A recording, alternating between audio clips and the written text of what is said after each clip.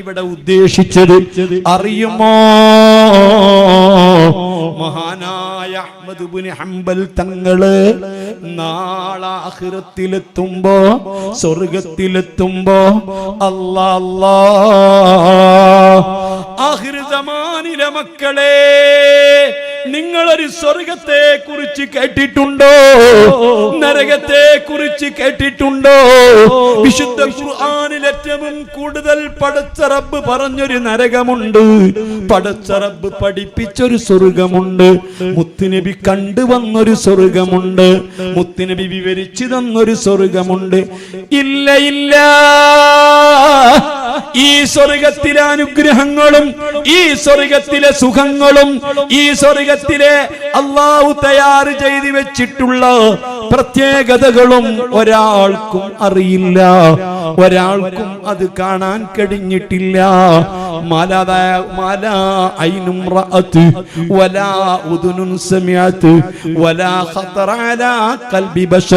സ്വർഗത്തിൽ അല്ലാഹു തആല തയ്യാർ ചെയ്തു വെച്ചത് എന്തൊക്കെയോ ഇന്ന് വരെ ഒരു കണ്ണും കണ്ടിട്ടില്ല, ഒരു കാതും കേട്ടിട്ടില്ല, ഒരു മനുഷ്യ മനസ്സിൽ ഇന്ന് വരെ അത് ഉദിച്ചിട്ടില്ല. സ്വർഗത്തിന്റെ സാമ്പിളുകൾ അല്ലാഹു തആല പറഞ്ഞു എന്നല്ലാതെ എന്തൊക്കെയാ സ്വർഗത്തിലുള്ളതെന്ന് റബ്ബ് പറഞ്ഞിട്ടില്ല. ഖുർആൻ പറഞ്ഞില്ലേ, ഫലാ തഅലമു നഫ്സും മാ ഖുഫിയ ലഹും മിൻ ഖുറത്തി അഅ്യുനിൻ ജസാഅൻ ബിമാ കാനൂ യഅമലൂൻ. അല്ലാഹു സുബ്ഹാനഹു വ തആല ആ സ്വർഗത്തിൽ തയ്യാർ ചെയ്തു വെച്ചിരിക്കുന്ന അനുഗ്രഹങ്ങൾ ഒരാൾക്കും അറിയില്ല. ഞാൻ എൻ്റെ പ്രിയപ്പെട്ട മുത്ത് മുഅ്മിനീങ്ങളോട് ഈ ദുനിയാവിനെ പറ്റി നിങ്ങൾക്കറിയുമോ? ഈ ദുനിയാവിൽ എത്ര വിലപിടിപ്പുള്ള വസ്തുക്കളുണ്ട്. കമ്പിളിപ്പറമ്പ് റോഡിനോട് ചേർന്ന് 1 സെന്റ് ഭൂമിക്ക് എത്ര ഉറുപ്പിക കൊടുക്കണം? 5 ലക്ഷം ഉറുപ്പികക്ക് 1 സെന്റ് ഭൂമി കിട്ടുമോ? എന്നാൽ ചോദിക്കട്ടെ, കോഴിക്കോട് സിറ്റിയിലാണെങ്കിലോ 5 സെന്റ് 1 സെന്റ് ഭൂമിക്ക് 1 കോടി കൊടുത്താൽ കിട്ടുമോ? ബാംഗ്ലൂർ സിറ്റിയിലാണെങ്കിൽ 1 സെന്റ് ഭൂമിക്ക് എത്ര വില കൊടുക്കണം? അതേ ഡൽഹിയിലാണെങ്കിലോ, ബോംബെയിലാണെങ്കിലോ, എന്നാൽ ഹോങ്കോങ് സിറ്റിയിലാണെങ്കിലോ ഈ ലോകത്തിന്റെ വില നിങ്ങളൊന്ന് കണക്ക് കൂട്ടി നോക്ക്, ഈ ഭൂമിന്റെ വില നിങ്ങളൊന്ന് കണക്ക് കൂട്ടി നോക്ക്. എന്നാൽ ഈ ദുനിയാവ് മുഴുവനും, ഈ ദുനിയാവിൽ വിലപിടിപ്പുള്ള എത്ര സാധനങ്ങളുണ്ട്? ദുനിയാവിൽ ഏറ്റവും കൂടുതൽ വിലപിടിപ്പുള്ളത് സ്വർണമല്ല, സ്വർണം 16ാമത്തെ സ്ഥാനമാണ്. ഈ ദുനിയാവിൽ വിലപിടിപ്പുള്ള വസ്തുക്കളുടെ കൂട്ടത്തിൽ 16ാമത്തെ സ്ഥാനമാണ് സ്വർണത്തിനുള്ളത്. സ്വർണത്തിനേക്കാൾ വിലപിടിപ്പുള്ള എത്ര വസ്തുക്കളുണ്ട്? അല്ലാഹ്, ട്രില്യൺ കണക്കിന് കോടികൾ വിലപിടിപ്പുള്ള 1 ഗ്രാം തൂക്കത്തിന് വിലയുള്ള സാധനങ്ങൾ ഈ ഭൂമിയിലുണ്ട്. എന്നാൽ ഈ സ്വർഗം കണ്ടുവന്ന നബി, ഈ സ്വർഗം പഠിപ്പിച്ച നബി, ഈ സ്വർഗത്തിലെ അനുഗ്രഹങ്ങൾ അറിയുന്ന നബി, അവിടുന്ന് പല മൗദിഉ ഖദമിൻ ഫിൽ ജന്ന, അല്ലാഹുവിന്റെ സ്വർഗത്തിലെ 1 ഫീറ്റ് സ്ഥലം ഖൈറും മിനദ് ദുനിയാ വമാ ഫീഹാ, ഈ ദുനിയാവും ദുനിയാവിലുള്ള സകല വസ്തുക്കളെക്കാളും ഈ സ്വർഗത്തിലെ 1 ഫീറ്റ് ഖൈറാണ് കേട്ടോ. ഈ ദുനിയാവ് മുഴുവനും നൽകിയാൽ, ഈ ദുനിയാവിലുള്ളത് മുഴുവനും നൽകിയാൽ അല്ലാഹുവിന്റെ സ്വർഗത്തിലെ 1 ഫീറ്റിനോട് തുല്യമല്ല. അത്രക്കും വിലപിടിപ്പുള്ള സ്വർഗമാ ഈ സ്വർഗം. മോനെ വെറുതെ കിട്ടുമോ? മോനെ അത് വെറുതെ റബ്ബ് കൊടുക്കുമോ? ആ സ്വർഗം റബ്ബ് ഓശാനമായിട്ടാ നൽകുന്നതെങ്കിലും നിങ്ങൾക്കറിയുമോ, അതെല്ലാം നമുക്ക് പഠിപ്പിച്ച ബഹുമാനപ്പെട്ട മുത്തുനബി സ്വല്ലല്ലാഹു അലൈഹി വസല്ലമ.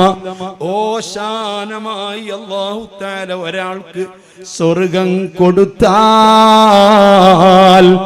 അമല് കൊണ്ട് സ്വർഗം വാങ്ങാൻ കഴിയില്ല. അതേ ഇബാദത്ത് കൊണ്ട് സ്വർഗം വാങ്ങാൻ കഴിയില്ല. ഓശാനമായിട്ട് സ്വർഗത്തിലെത്തിയാൽ ആഖിർ സമാനിലെ മക്കളെ ഈ സ്വർഗം ഒരിക്കലും നിറയുകയില്ല.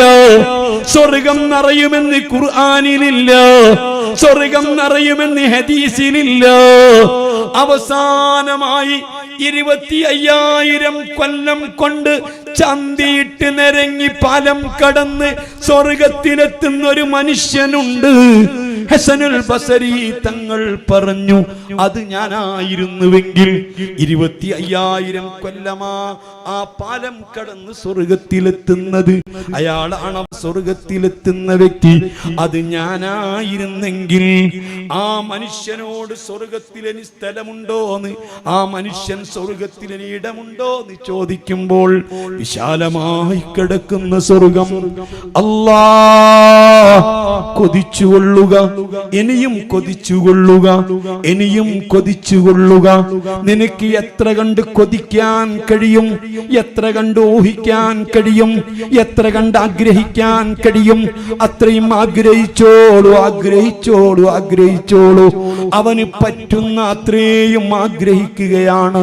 അതിനുശേഷം റബ്ബ് പറയുന്നു, നീ ആഗ്രഹിച്ചതിന്റെ 10 ഇരട്ടി നിനക്ക് നൽകിയിരിക്കുന്നു.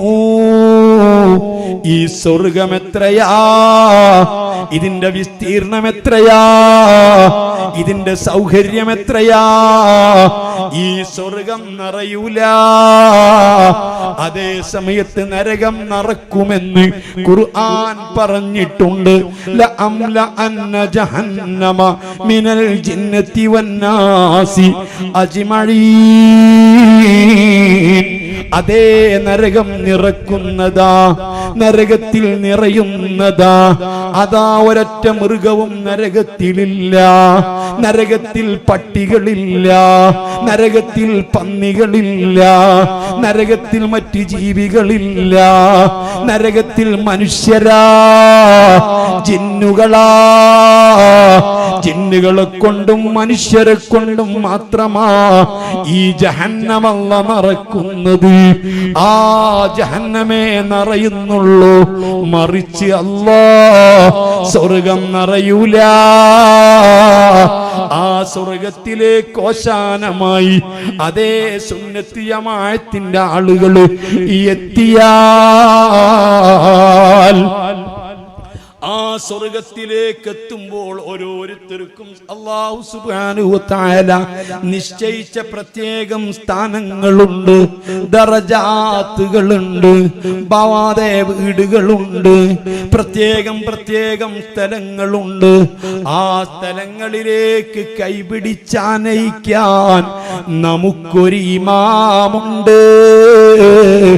അതാരാണെന്നറിയോ? ഇമാമു അഹ്ലുസ് സുന്നത്തി വൽ ജമാഅ, സുന്നത്ത് ജമാഅത്തിന്റെ ഇമാമാ.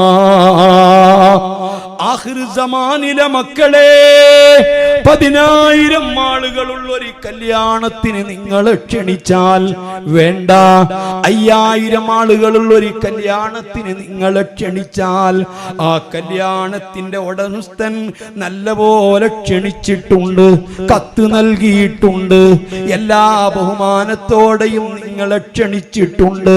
പക്ഷേ കല്യാണത്തിന്റെ ദിവസം അവിടെ എത്തിയപ്പോൾ അയാൾക്ക് വലിയ തിരക്കാ. അയാൾ നിങ്ങളെ കാണുന്നില്ല, നിങ്ങൾ ആരെയും പിടിച്ചിരുത്തുന്നില്ല, ആരും നിങ്ങളെ ഭക്ഷണത്തിന്റെ പന്തലിലേക്ക് കൊണ്ടുപോകുന്നില്ല, ആരും നിങ്ങളെ സ്വീകരിച്ചിരുത്തുന്നില്ല. സ്വാഭാവികമായി നിങ്ങൾക്ക് തോന്നൂലേ, ഈ കല്യാണത്തിന് വരേണ്ടതില്ലായിരുന്നു, അങ്ങ് ക്ഷണിച്ചു എന്ന് കരുതി വരേണ്ടതില്ലായിരുന്നു. എന്നാൽ ഈ സ്വർഗത്തിലെത്തുമ്പോൾ നമ്മുടെ ഇരിപ്പിടത്തിലേക്ക്, നമുക്ക് കണക്കാക്കപ്പെട്ട ദറജയിലേക്ക്, നമുക്ക് കണക്കാക്കപ്പെട്ട ഭവനത്തിലേക്ക് നമ്മ കൈപിടിച്ചു കൊണ്ടുപോകാനുള്ള ഇമാമ് അഹ്ലുസുന്ന വൽ ജമാഅ. ആ ഇമാമിന് നമ്മളെ തിരിച്ചറിയാൻ ഒരു അടയാളമുണ്ട്.